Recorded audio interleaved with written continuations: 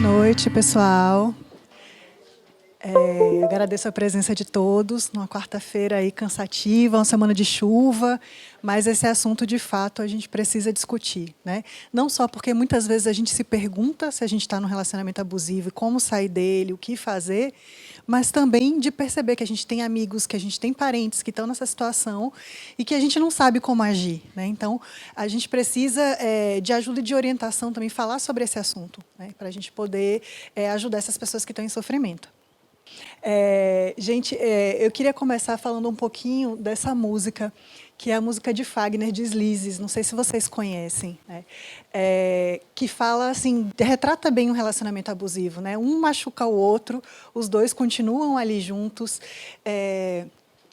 eles percebem que um está prejudicando o outro, um está enganando o outro, mas se precisa, né? Tem esse encaixe aí, esse enganche, né? Então, é algo para a gente refletir, né? Então, eu queria falar um pouquinho também sobre como é que isso surge, como é que isso aparece, né? Por que as pessoas entram nisso? Para começar, a gente precisa falar de personalidade. Então, o que é a personalidade? São as características que traduzem o sentir, o viver, o agir de cada um, né? Como é que as pessoas se comportam, no fim das contas. É o famoso jeito de ser, né?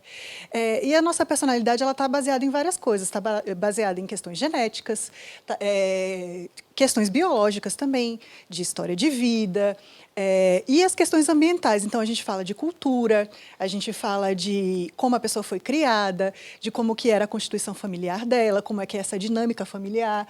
Então, a personalidade ela vai sendo moldada, né, ao longo da vida. E a personalidade vai envolver muita coisa, vai envolver o senso de autonomia. Será que eu me sinto dependente ou independente com relação às outras pessoas para tomar decisões na minha vida, né? Será que eu me encaixo no mundo? Eu sinto um vazio, não sinto? Eu acho que o mundo, ou também o contrário, né? Eu acho que o mundo tem que me servir, eu sou muito especial e tal. Né? Então, você tem aquela necessidade de estar sendo elogiado o tempo inteiro, ou você depende do reforçamento do outro o tempo inteiro. Né? Se você persiste nas coisas, se você insiste demais quando já era para ter desistido, ou então você simplesmente na primeira tentativa você já desiste. Então, tudo isso são características da personalidade de cada indivíduo. Né? E aí a gente começa a pensar que a personalidade ela vai influenciar nos nossos relacionamentos.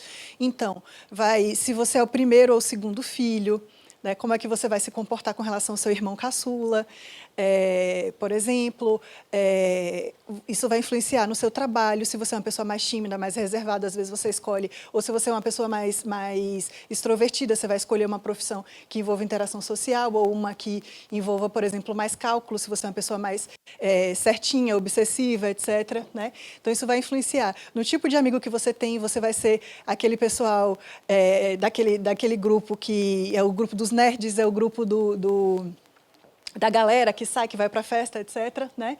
E nessa dinâmica familiar também, como eu falei. Né? Então, além da questão dos amigos, do trabalho, também a nossa personalidade vai definir a nossa parceria amorosa. Então, que tipo de parceiro? Vai ser aquele parceiro que é mais passivo, ou é aquele parceiro que vai definindo as coisas, que vai direcionando, que vai mandando? É uma pessoa que te valoriza, é uma pessoa que não está nem aí para você, é uma pessoa que você acaba sendo, você fica sempre jogada de lado e você é só um objeto ali para ele estar carregando, ou ele é aquela pessoa que diz, nossa, que mulher maravilhosa, eu quero mostrá-la para todo mundo, né? Então, assim, que tipo de parceiro é esse que você vai escolher? Né? A sua personalidade também vai definir o tipo de relacionamento que você tem. Se é um relacionamento de parceria, de amizade, de um ajudar o outro, ou é aquele relacionamento de competição, ou é aquele relacionamento que, tipo, estão juntos para a sociedade, dentro de casa são completamente separados. Né? A nossa personalidade vai influenciar em outras coisas também. Aquela pessoa, o comportamento dela, quem ela é, o que eu vou valorizar dentro dessas características dessa pessoa? O que eu vou tolerar? O que eu vou permitir? Né? Como lidar com as variações de humor? Como lidar com os problemas? Né? Você vai abandonar no primeiro momento ou não? E também vai definir a hora que você vai terminar, até onde você suporta cada tipo de relação. Então, o encaixe amoroso ele vai de acordo com as personalidades, né? Você pode ter um relacionamento que seja saudável, com muita parceria, com respeito, que tenha liberdade, que cada um possa ter seu espaço, que todo mundo possa, que eles possam estar juntos como um casal que parece uma coisa só, mas que a gente vê que cada um tem a sua individualidade, cada um tem o seu momento. Ou então vai ser aquele relacionamento possessivo, que não tem diálogo, que não tem empatia, né? Aquela coisa assim, olha, você não está entendendo o meu sofrimento, então você tem que abrir mão de tudo que você acha importante porque eu estou sofrendo, né? Então, cada relacionamento vai se encaixar de uma forma. Às vezes vão vir as atitudes impositivas também, né? A impulsividade, como a gente viu no vídeo, enfim. Então, cada parceria, né? Cada relação, ela vai baseada em um sintoma. E aí a gente fala do ciclo, a gente falou do ciclo do relacionamento abusivo, né? Mas esse relacionamento, ele também pode causar sofrimento. Tem a parte boa, né, a parte da lua de mel, mas também tem a parte do sofrimento. E aí como é que funciona esse ciclo? Vamos dizer que teve ali algum tipo de agressão, que como a Josefa falou antes, né? Física, psicológica, moral, etc. Aquilo vai causar um sofrimento, que vai ser tristeza, falta de ânimo, isolamento, etc. E aí a pessoa vai ter prejuízos a partir daquilo. Por exemplo, uma mulher que abandona o emprego, porque o marido estava achando ruim.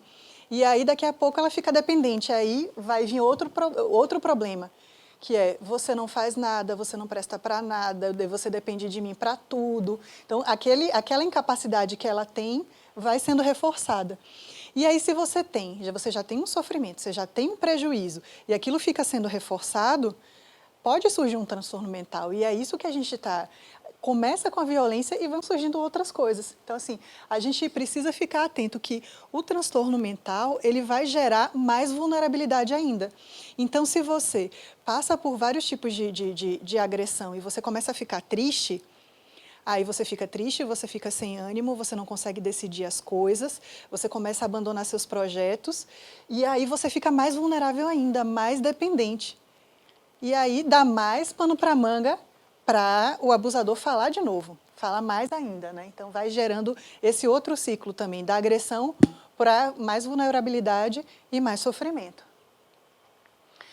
E aí a gente tem que ficar atento às pessoas que são mais vulneráveis, né? Porque assim, todo mundo pode passar por um relacionamento abusivo. Muitas vezes a gente é abusivo dentro da nossa relação, sem perceber, né? Às vezes a gente é a vítima, às vezes a gente é o abusador. Né? Mas quais são as características que fazem com que a pessoa tenha mais risco, né, de passar por uma situação dessa? Principalmente a ausência de suporte social, né, como já foi falado, se você não tem amigos com quem você desabafar, se você não consegue enxergar o problema de uma forma mais ampla, porque você está ali no olho do furacão, né? Se você tem outros prejuízos e você não consegue lidar com aqueles prejuízos. Então, por exemplo, eu não posso, a gente não tem dinheiro, então você não pode, você tem que ficar cuidando das crianças porque eu não posso pagar uma babá. Tá, aí a mulher fica o tempo inteiro só cuidando da criança. E aí ela fica sobrecarregada. E aí ela esquece alguma coisa porque estava sobrecarregada. Tá vendo? Você é incapaz, olha só, você não conseguiu pagar uma conta, né? Enfim. As dificuldades financeiras também. Então, muitas vezes a gente julga, né? Por que as mulheres estão numa relação, muitas vezes permitem abusos físicos e sexuais e outros tipos de violência para outras pessoas da família também, para os filhos, né? E a gente não se pergunta, tipo assim, se essa pessoa sair dessa relação, ela vai sair para onde? Ela vai morar onde? Ela vai se sustentar como? Né? Quem é que vai cuidar desses filhos? Né? Na hora que ela estiver chorando, quem é que vai acolher? Né? Então, não é tão simples. Né? Os sintomas depressivos, né? Quando a gente fala de depressão, a gente fala de não só tristeza e falta de ânimo, mas dificuldade de concentração, procrastinação, dificuldade na tomada de decisões. Então, a pessoa fica mais fragilizada e com mais dificuldade de resolver os problemas. Então, ela vai se esquivando. Né? Então, essa pessoa também se torna mais vulnerável a estar num relacionamento abusivo. Porque ela pode escutar uma agressão e ela está tão sem forças que ela simplesmente não reage. Né? As características dependentes e impulsivas de personalidade. Então, aquela pessoa que, tipo assim, minha vida não tem mais sentido porque ele brigou comigo, então eu quero me matar, eu vou morrer, né? Ou então aquela pessoa que diz, eu não consigo viver sem essa pessoa, né? Isso faz com que, de fato, ela não consiga sair. E a gente está falando aqui de características de personalidade, mas a gente também fala dos transtornos de personalidade, né, que são diagnósticos psiquiátricos, que são aquele jeito de ser disfuncional. A pessoa tem uma dificuldade de lidar com as relações, tem uma dificuldade de se encaixar no mundo e todas as escolhas de vida acabam sendo prejudicadas. Então, existem transtornos também. Então, assim, os sofrimentos que podem acontecer numa pessoa que está num relacionamento abusivo. Abandono de planos, de projetos, às vezes sair do trabalho, né, aquilo que a gente já conversou, ansiedade, comportamentos de risco. Então, às vezes, aquela pessoa que, tipo, teve uma briga com o marido e começa a beber, dirige, toma remédio e dirige, né? Então, assim, podem haver alguns comportamentos de risco nesse sentido. O isolamento da família, dos amigos, tristeza, alterações de peso, né? Então a pessoa não come direito, perde peso, o choro, que é muito frequente, desânimo, alteração de sono. As dores podem vir tanto das agressões físicas, mas da própria tensão. Você viver naquele estado de alerta, você começa a ter dor de cabeça, você começa a ter dor nos ombros, às vezes aperta o dente, tem aquela dor no rosto. Né? A impulsividade ela pode aparecer também, então chega uma hora que você não aguenta mais, você explode, você quebra as coisas. Ah, não, tá vendo que é você que é louca, porque quem quebrou foi você, eu não fiz nada. Né?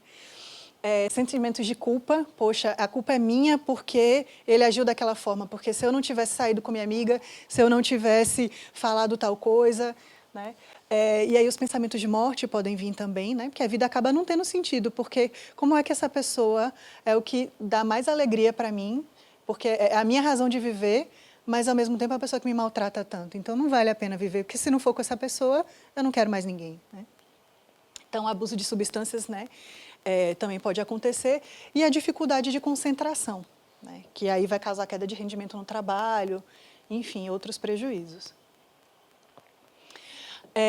E aí, a partir desses sofrimentos, você pode ter muitos transtornos mentais, de fato. Então, você tem, por exemplo, os transtornos de ansiedade. Quando a gente fala de transtorno de ansiedade, a gente está falando de medo, sofrimento por antecipação, evitação de situações, alteração de sono, tremor, sensações físicas também. Às vezes você tem diarreia, né? Aquela preocupação o tempo inteiro. Então, você pode ter vários tipos de transtorno de ansiedade, ansiedade generalizada, você pode ter síndrome do pânico, começar a ter crise de pânico. Né? Os quadros de depressão também, que a gente tem vários tipos de depressão, que são caracterizados por tristeza, ou falta de ânimo, falta de energia, e muitos desses sintomas que eu coloquei aqui para vocês também, né? Da perda, alteração de apetite, alteração de sono, pensamentos de morte, etc., o transtorno de estresse pós-traumático pode acontecer também, se você tiver uma violência maior. Né?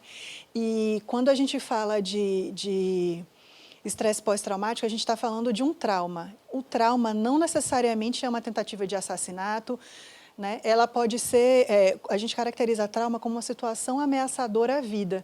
Então, se o homem falou, eu vou te matar, isso já pode gerar um gatilho de uma ansiedade que leve, de fato, a um estresse pós-traumático. Né? E as próprias agressões também podem levar a esse quadro, que é caracterizado por hipervigilância, então a pessoa está ali o tempo inteiro alerta, revivências, o tempo inteiro relembrando aquele trauma, e esquiva, que é quando a pessoa se afasta de qualquer coisa que remeta àquele evento traumático. Né? E a dependência química também pode acontecer. Então, a dependência química de abuso de álcool, abuso de substâncias, na tentativa de aliviar aquele sofrimento, aliviar aquela dor, ou sentir algum prazer, já que com aquela relação, às vezes, aquela relação é muito dolorosa. E aí a gente se pergunta como ajudar. Que a gente está vendo aí, falamos de como é que funciona um relacionamento abusivo, falamos de quais os sofrimentos e as consequências na saúde mental dessas pessoas e o que a gente pode fazer com relação a isso. Né? Tem aquela coisa, né? A gente sabe, a gente já falou para ela, larga esse homem, que esse homem só te faz mal. E ela continua, então o problema é dela, vamos abandonar? depois que morrer, a gente vai ficar se perguntando, poxa, eu podia ter feito alguma coisa, eu podia ter falado, né? Então, é importante escutar essas mulheres, né? Tipo, tá, eu não consigo viver sem ele. Você não consegue viver sem ele por quê? Não, porque imagine como é que eu vou sair, como é que eu vou pagar minhas contas, como é que eu vou sustentar meus filhos, como é que, né? Então, vamos pensar em soluções práticas, né? Ele te bateu, você está com medo dele, venha passar uns dias na minha casa. Às vezes, isso já dá um alívio, né? Se afastar daquela situação. Então, eu não posso sair dessa relação porque eu vou ter que trabalhar e não tem quem fique com meus filhos. Será que você não podia, de vez em quando, ficar com os filhos para que ela saia para uma entrevista de emprego? Talvez, se ela conseguir esse emprego, ela consiga sair dessa relação lá na frente. Então, assim, ajudas práticas, às vezes, fazem toda a diferença, né? E é importante também a gente ouvir, acolher, escutar e tomar cuidado com o julgamento. Porque é muito fácil a gente dizer, rapaz, eu já avisei, né? Só quem sente é que sabe como é que é. Uma outra coisa que é muito importante é direcionar para acompanhamento profissional, porque, logicamente, a gente como amigo, a gente como família, a gente vai escutar, vai ajudar, vai dar esses apoios práticos, mas não vai ser o mesmo olhar de um profissional. O profissional vai enxergar além, o profissional vai ter uma visão distanciada, né? O profissional não vai chegar e dizer, botar o dedo na cara do abusador para dizer que você fez isso e aquilo, né? Então, é uma outra relação. E a gente se pergunta, né, quando intervir de fato, né? Está havendo violência física, está havendo ameaças à integridade dessa mulher, tem menores em jogo. Às vezes a gente vai ter que meter a colher sim, né? A gente vai ter que denunciar, a gente vai ter que chamar a polícia, e depois estar disponível para ajudar a limpar esses cacos, porque de fato a mulher pode ficar arrasada, né? Então, não é só a gente chamar a polícia e sair correndo, senão ela fica sozinha no meio daquela situação, né? Então, por que a gente fala tanto da função do profissional de saúde mental? Ele vai ter essa escuta neutra, essa escuta sem julgamentos, vai estar num ambiente sigiloso, né? Às vezes você não consegue dizer para sua amiga, mas eu gosto dele, às vezes ele me bate e eu acho que eu mereço. Tem coisas que só se fala dentro de um ambiente terapêutico, né? Então, às vezes, a gente precisa, de fato, de um profissional que não vá julgar, que vai escutar, né? E esse profissional vai também ajudar a criar estratégias para lidar com esses problemas, né? Estratégias para lidar com essas mudanças. Como é que vai ser? Você vai chamar a polícia? Você vai colocar ele para fora de casa ou você vai sair? Como é que você vai sair? O que você precisa organizar primeiro? Né? Qual é o tipo, você vai solicitar o divórcio? Quando você for conversar com ele que você não quer mais, você acha que dá conta de fazer isso sozinha? Ou você vai precisar de uma pessoa junto com você? Né? Enfim, você ainda quer estar nessa relação? Ok, então o que você acha de propor uma terapia de casal para ele? Né? Enfim, cada situação vai ser uma situação. E o profissional vai conseguir ajudar a pensar nessas estratégias. Às vezes o amigo só diz, faça tal coisa, e na prática a gente sabe que não funciona. Né? Então você pode ir testando com o profissional outras coisas que podem dar certo. Né? Ajuda na prevenção de conflitos também. Né? Então, não é só, tipo, vou evitar sair com minha amiga, senão ele fica com raiva. Também não é só isso. Às vezes, a gente, sem querer querendo, a gente provoca situações, a gente provoca brigas que são desnecessárias. Se você já sabe que o calo daquela pessoa é uma baixa autoestima, será que realmente, de fato, precisa você dizer que ele está ficando careca, que ele é broxa, que não sei o quê? Às vezes, isso gera uma agressão que poderia ter sido evitada, né? E também o acompanhamento profissional também vai ajudar a convocar essa rede de suporte. Né? Vamos lá, você vai falar com sua mãe? Não, se eu falar com minha mãe vai dizer que eu sou fraca, que eu tenho que resolver esses meus problemas sozinha, que ela já avisou, não sei o quê, não sei o quê. Não, então sua mãe não dá certo? Vamos pensar em sua amiga, vamos pensar em sua tia, enfim. E aí, pensar junto em quem que a gente vai convocar. Né? E, além disso, o acompanhamento profissional, ele vai ajudar a tratar esses sintomas, esses transtornos mentais associados. Então, às vezes, é uma pessoa que está numa relação abusiva, mas ela está com um quadro depressivo, então ela está tão triste, tão desanimada, que ela não consegue pensar em como sair. Às vezes, a gente trata a depressão e a pessoa diz, nossa, por que eu fiquei nessa situação por tanto tempo? Agora eu vou dizer que eu não quero, eu vou pedir o divórcio, por exemplo. Né? Ou então é uma pessoa que está tendo muita ansiedade, está tendo muito medo, e aí isso vai reforçando. Às vezes, quando você trata aquele transtorno de ansiedade, vai diminuindo a reação e o comportamento da pessoa, e isso vai fazendo com que aquele abusador ele não tenha tanto espaço para atuar em cima. Né? Sem contar de tratar os sintomas também. Às vezes a gente tem insônia, às vezes a gente tem crise de ansiedade, às vezes a gente tem um choro muito fácil. Então, esses sintomas podem ser manejados também. Né? Então, quando é que a gente manda para o psicólogo, quando é que a gente manda para o psiquiatra? Né? Na dúvida, você pode ir para um dos dois, se precisar do outro, o profissional vai encaminhar. Né? Então, no final das contas, tudo isso que a gente discutiu hoje foi para a gente pensar que, assim, as decisões que a gente toma são baseadas na nossa personalidade, mas que as coisas podem melhorar. Né? Então, essas decisões, para a gente tomar de uma forma mais saudável, isso vai depender da gente se conhecer, da gente observar como é que é o comportamento do outro e refletir sobre toda a nossa história. Né? Então, essa frase me marcou muito, né? De que a gente precisa se autoexplorar, entender a nossa constituição emocional e se colocar no lugar do outro para a gente poder lidar melhor com esse tipo de coisa, né? Com esses tipos de relacionamento. Então, era isso, gente. Eu agradeço a todos.